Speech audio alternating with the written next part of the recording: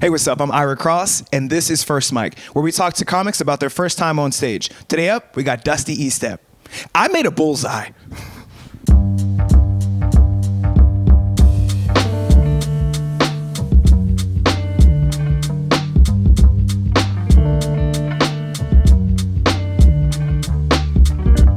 Dive right into the show, man. Thank you so very much for being on. I know you could have been doing anything else, especially with it's still raining, by the way. Yeah. Rainy, shitty day. We can swear on this, by the way. Oh, nice. That was me giving you the okay. Heck yeah. Darn barnacles. Barnacles. that doesn't suck. No, but diving right into it, man. What made you get into comedy? Oh man, it's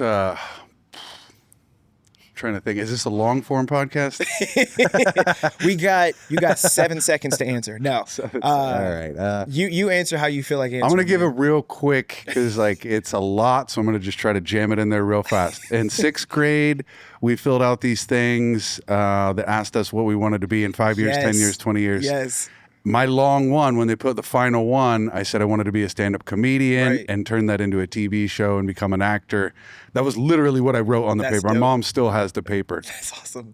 I think it was probably because my dad was a DJ and was had a little toe in the entertainment business. Yeah. You know what I mean? And I love that. And I saw how much people gravitated towards him because of that. And he always told me, it's not what you know, it's who you know. Right. And I saw how much easier it was for him to make connections with people with just that little bit of credibility he had from being a radio DJ. So I think as time went on, and then there was a good span, from the time I filled that out in 6th grade until 35, I think was when I started doing stand-up, or 33 maybe. I can't remember. I think it's been 10 years since the journey began. But it was actually a friend of mine, Zach Rum, that I grew up with. He had cystic fibrosis. Dang. And he always knew how much I loved stand-up and wanted to be a comedian and actor and all that stuff, but never really went after it. Right. And he just started coming over to my house. I went through a bad breakup and I was depressed and I was home alone all the time. And he just started coming to my house and being like, dude, come to this open mic. It was Surly Girl that Sean Somerville hosted forever ago. And he knew Sean and he was like, come to this open mic. Just come with me. Just go up. I'll go up before you and do horrible. And then you can go up and do good. And I'm like, just pushing me and pushing me and pushing me till finally, I eventually was like, all right, fine. Yeah. And I went and did it. And then, as soon as I did it, I was like, I love this. You're like, I'm up here this is now. awesome. And I was terrible. I had no business liking it. You know what I mean? I was like every other new comic who goes up and gets one, and they're like, dude, I killed. I murdered this open mic. You should have seen it. Yeah. It's I destroyed that crowd. That's what everyone does. It's For sure. I'm not pointing any fingers. Well, I mean, I feel like when it comes to any new comic, you kind of have to have that, though, in order to keep going. Yeah. Because then you're like, all right, I got a little bit. Now let me see if I can get a little more. Yeah. And you just build off of that. And then it becomes I need that now. Yeah. And I've noticed that with so many comics, just whether I've seen a few folks that are still early or that, they've been doing it, they're still chasing that high of the first giggle. Yeah. So that's... I mean, it's an amazing feling. That giggle will have your adrenaline just spiked until 4 a.m. and you got to work at 7 the next day. And you're like, I got to go to sleep. But you're just so jacked up oh my God, that laugh. They laughed at this thing that I just pulled out of thin air that I just made up in my car while I was driving. Right. It's this incredible feeling. And also when you first start, man, you're kind of you almost need someone to keep you in check because you are just totally lost. You don't know what's going on. You're in this whole new world where people are paying attention to you and they want to hear you just riff and try to be funny. A normal person never gets that in their regular life. You start talking to someone at work, they're like, shut the fuck up, Frank. No, absolutely. It's a weird validation that happens. Yes. That's what I was about to say. I was like, I feel like there's a validation that occurs with the comic that you don't get in so many other spheres. Yeah. People go up on stage and they sing and it's not the same as when you're doing comedy. Yeah. People go up on stage and they do a play and it's not the same. Even when you do something that's comedic on stage, and you're part of a play or, theater group or something like that, it's not the same. Yeah. Because all the attention is on you when you're doing stand-up. You, the mic, the crowd. Yeah. Like that's it. Yeah. So it is an interesting form of validation. Very intimate. Yeah. So intimate. So okay, that actually leads to another question that I just thought about. You were talking about you mentioned Surly Girl, which is like an intimate type of space too. Oh yeah, it was a tiny room. You could maybe fit like 7 people in there. Right. Yeah. right. So going off of that, what is the biggest room that you've played in terms of whether it's the venue or the size of the room? Like, what's the biggest room you've ever played? Man, boy, that's hard to answer. I don't even. Stand up for me was like, I was never really good at it. You know what I mean? So I never really, even if I did play a big room, I probably sucked it, you know? You were just like, I'm here. Yeah. I'm on the stage. Yeah. I did 4 years and was like, this is not for me. Like, it's not, you know, David Letterman quit stand-up famously and always said like I was a terrible stand-up comedian. Right. So I was always like, I'll be like David Letterman. That's fine. You know what I mean? I don't need to tell people I was good at it when I wasn't. You know? Right. So for you, and this is something you and I've talked about before, is like you found your lane in other ways. Like you enjoyed doing comedy on stage, but you just enjoy comedy. Where would you say your lane is or lanes are now? Yeah, it's really, really hard to define. Yeah. And honestly, it's like, my advice I would give to people like in this business is like, don't try to tell yourself this is what your lane is, because you just have to be ready to pivot at any moment. And that's kind of also how creativity works, is like, you can't force it. It's just, you know, it's like that Linda Ronstadt song, Love is a Rose, but you better not pick it. It only grows when it's on the vine.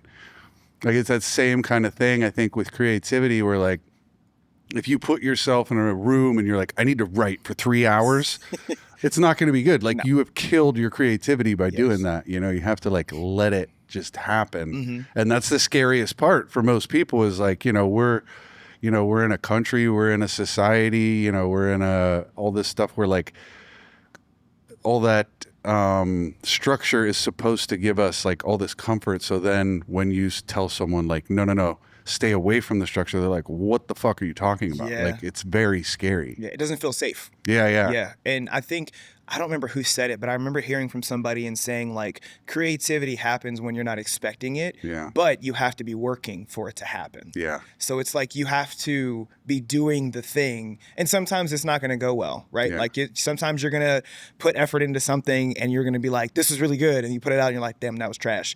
But if you know, hey, this was trash because of this reason, and you're working on it, I found that the creativity comes then.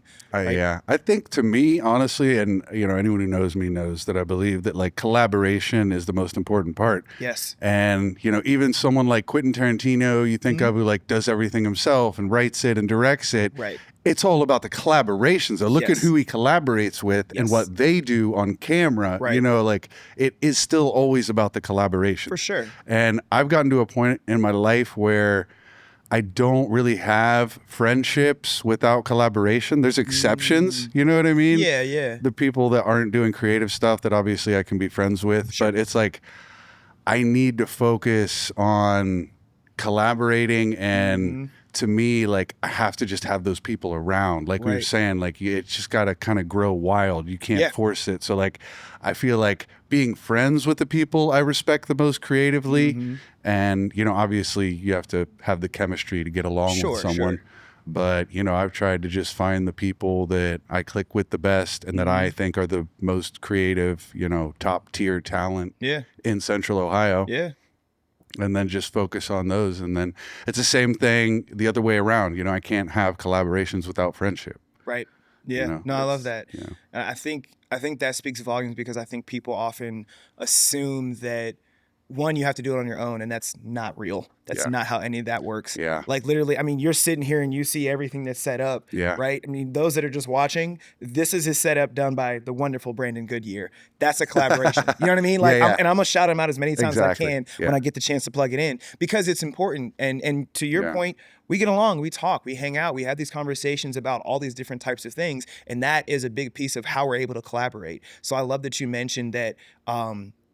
allowing creativity to happen, but also cultivating that through collaboration with people you get along with. It's important. It makes so much sense, man. Yeah. So. Yeah. And there's a lot of people who, you know, focus more on the friendship aspect and don't worry as much about making great stuff and making the great collaborations. And they're more just concerned with, you know, people that they get along with, which is fine. Yeah. But I don't think I don't think you're going to get to that top level without working with people that you're going to rub with sometimes. Yeah. That's just how it's going to happen. But you know, and that's the great part of working with like really great creative people is they understand that whole leaving the egos at the door when you walk into the writer's room and having the freedom to say anything without people getting, you know, upset or, you know, telling you your idea sucks or it's stupid, you know, like you're really being vulnerable with people. You can't be around people that are going to take advantage of that. Right. Absolutely. Well, dude, thank you so very much for jumping on, giving me a couple of your minutes in the rain. For sure. No, it's always good to chop it up, and I love the idea of collaborating. So that's just in my head now. Like, because it's true. It's what we want to do. I don't do anything alone. Everything I'm doing is collaborative. No, I even drive with another person. He holds the wheel for me with one hand. No. Talent, teamwork, collaboration. But no, thank you so much again, man. I do appreciate it. It's just dope hearing from other people. Where can they find you on social media, the internet? Like, where can people find you? Yeah, I mean, thanks for having me. And Would Be Productions is the Instagram and every other Twitter and YouTube. I've set it up. There's no followers on it yet, but that's where I'm going to put everything I'm the most proud of. So if people want to get on the train early, that's where you find me. And I'm on Instagram at Dusty_Estepp. But although I've been getting all the followers from doing videos with Banks to that page, I'm trying to get people to go to Would Be. Yeah, I'm really, I don't really like the limelight. I don't really want to be famous. I'd prefer to stay in the background as long as possible. We will make sure we put Would Be like this big. And then we'll put Dusty right in front of my, just make my head the Would Be logo. For sure. Well, thanks for that. We'll definitely make sure, you know, people go to that. And having a little bit of inside track, it's worth going to follow so you can see, you know, more of what he's putting out there. Keep following. I need to look at this camera when I want to talk to the audience. This one. This is for fourth wall breaking. This is for the audience. You right there sitting on your couch eating Cheetos up through your belly button. You. I'm a professional, so I don't see the cameras. Whoa. I'm not there yet. I'm joking. No, but thank you also. I got to give a thanks to Rehab every episode. So we are at Rehab Tavern. Great venue. It's a great venue. Thank you to Rehab Tavern for being amazing and hosting us as our unofficial sponsor. That ding was somebody coming in and say we got to get out. So we got 5 more seconds. But thank you to Rehab Tavern. And thank you all for watching and listening and just checking us out. Next time on First Mic, we're going to have another dope guest. Who's that person? I don't know yet. We'll figure it out. All right. Thanks, dude. Yeah, for sure. Appreciate you, man. Appreciate you. Sweet.